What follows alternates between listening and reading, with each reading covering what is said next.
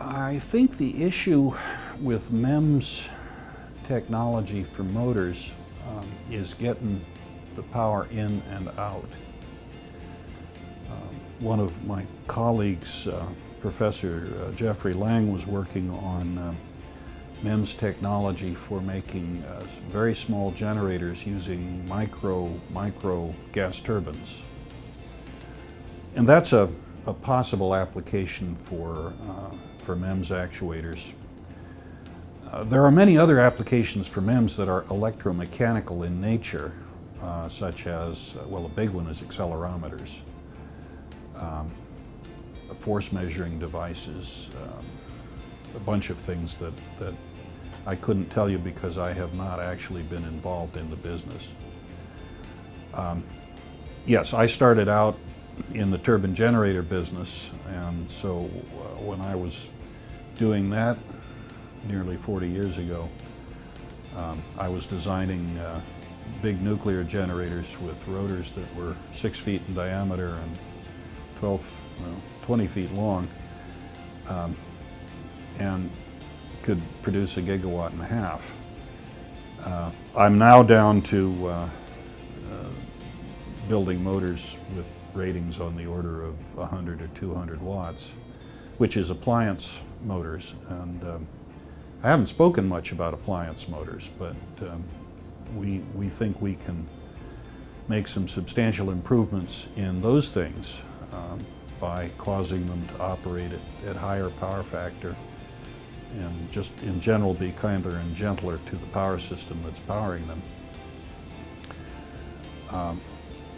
I do not anticipate myself operating or working on 1-watt motors, although there are such.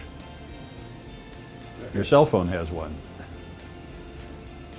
Electric power distribution systems are being stretched, I think is the way of saying it, by the prospect for widespread distributed renewable generation, that is rooftop solar. The power systems that we have come to know and love are built on the assumption that electric power comes from a power plant, is transmitted through high voltage and extra high voltage wires. The voltage is stepped down to the distribution system and then delivered to the customer.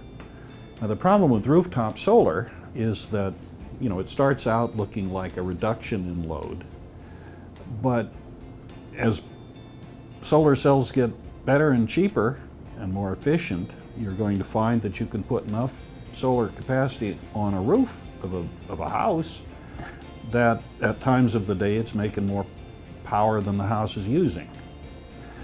What that means is that power flows backwards, and that makes everything more complicated. The advent of what have come to be called microgrids promises to ease that stress. We're going to have some more electronics, probably some energy storage, battery energy storage, in the realm of the microgrid, and better controls. Within my group, we are studying the dynamics of microgrids, that is, what happens to the control systems in a microgrid if, for example, it needs to be cut off from the power system as a whole, or if there's a problem with the power system and the microgrid chooses to itself to turn into an island.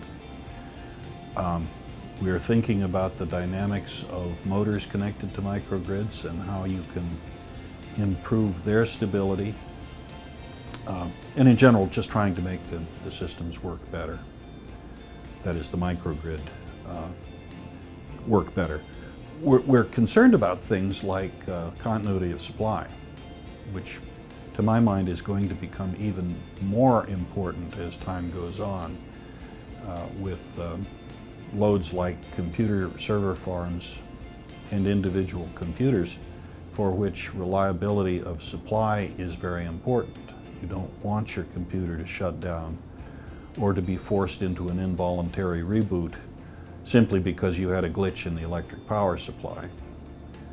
And the microgrids that we are attempting to develop should add another 9 to the reliability of the power supply, which is already pretty reliable.